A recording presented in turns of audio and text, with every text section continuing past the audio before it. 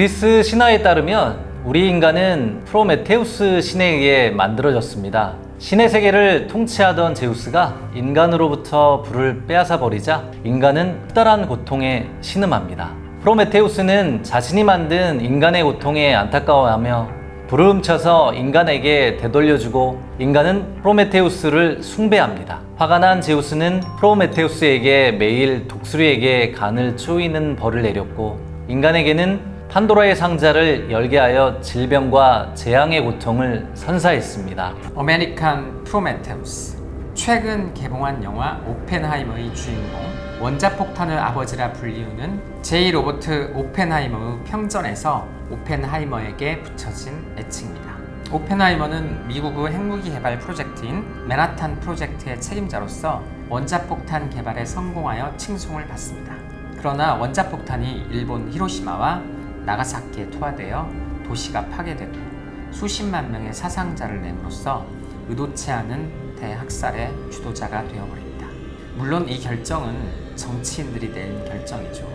오펜하이머는 나는 이제 죽음이요 세상의 파괴자가 되었다 라고 되뇌이면서 핵 분열만큼 커다란 자기 분열에 빠집니다. 지금 전 세계적으로 흥행하고 있죠? 오펜하이머에 대해서 이야기해 보려고 하는데요.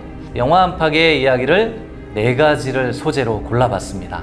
다 보시고 마음에 드신다면 좋아요, 구독, 알람 꼭 부탁드리겠습니다. 먼저 영화 안쪽의 이야기부터 해볼까요?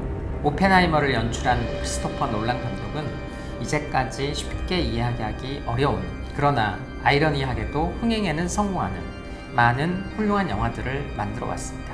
배트맨, 인셉션, 인터스텔라, 덩케르크, 테넷, 이렇게 영화사에 남을 작품이 많았죠. 저도 이 영화를 못 다 봤는데요. 그의 필모그래피 중 가장 흥행에 성공한 영화는 다크나이트로서 10억 500만 불의 흥행 수익을 남겼습니다. 오펜하이머의 흥행 역시 원자폭탄급이어서 흥행 기록을 갱신할지 귀추가 주목됩니다. 놀란 감독은 이전 영화부터 다크나이트의 주인공 배트맨이나 조커처럼 선악의 명암이 분명하지 않았던 인물을 주인공으로 선택했는데요. 오펜하이머 역시 그 정체성을 한 가지로 규정할 수 없는 인물이어서 도리어 영화하는데 큰 매력을 느꼈다고 합니다. 그래서 첫 번째 주제는 오펜하이머의 4대 아이러니, 이렇게 제목을 잡아보았습니다. 그럼 오펜하이머의 첫 번째 아이러니는 무엇일까요? 바로 핵무기를 인류 최초로 개발한 장본인이 핵무기의 사용을 극렬하게 반대하게 된다는 아이러니인데요. 마치 내가 낳은 자식이 마음에 들지 않자 내 자식이 아니다 라고 외치는 모양새입니다. 창조자이자 파괴자로서 2가지 얼굴을 지닌 오펜하이머는 원자탄이 핵분열하듯이 그의 자아는 극심한 분열 상태에 빠집니다. 오펜하이머가 극심한 자기 분열을 겪는 것처럼 오펜하이머가 만든 원자폭탄 역시 역사적인 아이러니에 놓입니다. 인류의 학살 전쟁을 종식시키기 위해 탄생된 원자폭탄은 역사와 정치 앞에서 인류의 대규모 학살의 도구로 전락해 버립니다. 제노사이드, 무슨 뜻인지 아시나요? 그리스어로 인종을 뜻하는 제노스, 그리고 살해를 뜻하는 라틴어 사이도의 합성어입니다. 집단 살해를 뜻하는 단어입니다. 제2차 세계대전 중 나치 독일이 벌인 홀로코스트는 제노사이드의 대명사로 자리 잡았습니다. 2차 세계대전 종전 후 집단 살해 범죄를 정의하고 방지하기 위해서 집단 살해죄의 방지와 처벌에 관한 협약이 국제협약으로 만들어졌습니다. 그리고 우리나라에서는 1995년에 제정된 헌정질서 파괴 범죄의 공소시효 등에 관한 특례법에 따라 이러한 종류의 범죄를 저지른 사람이나 단체에게는 공소시효를 적용하지 않습니다. 원자폭탄으로 수십만 명의 인명이 몰살당하고 후유증을 겪었지만 이 원자폭탄 투하는 한 번도 제노사이드와의 연관성을 의심받아 본 적이 없습니다. 미국은 원폭 피해에 대해서 일본에 공식적인 사과를 한 사실이 없고 일본 역시 사과를 요구한 적이 없었습니다. 게다가 히로시마와 나가사키에 거주하던 한국인 원폭 피해자들은 미국은 고사하고 일본으로부터도 그 피해를 거의 보상받지 못했습니다. 이러한 비인륜적인 처사는 바로 잡아야 하겠죠. 한국 정부가 적극 나서기를 바랍니다.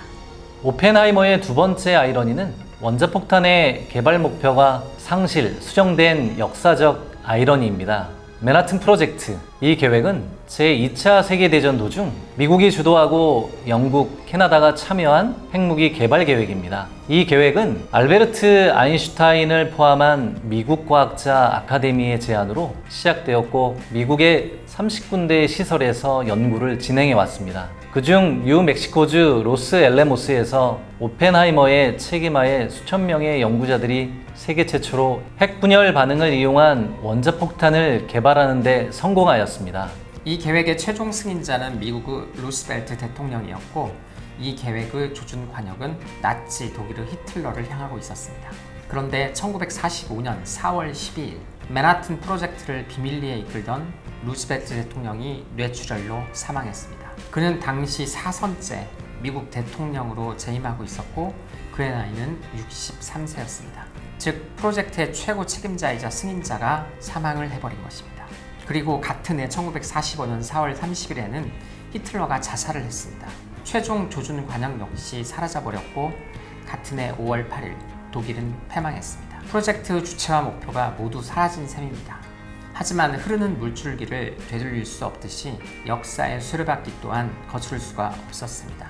주체는 루스벨트 대통령에서 트루먼 대통령으로, 목표는 나치 독일에서 제국주의 일본으로 바뀌었습니다. 두 손을 바짝 들고 항복한 독일과는 달리 미친 광기의 군부가 득세하던 일본은 반자이 돌격, 카미카제, 옥새 등과 같은 무모한 공격 방법으로 미국에 정하고 있었습니다. 결국 히로시마와 나가사키에 원폭이 투하되어 수많은 사상자를 낸 뒤 일본은 항복을 하였습니다.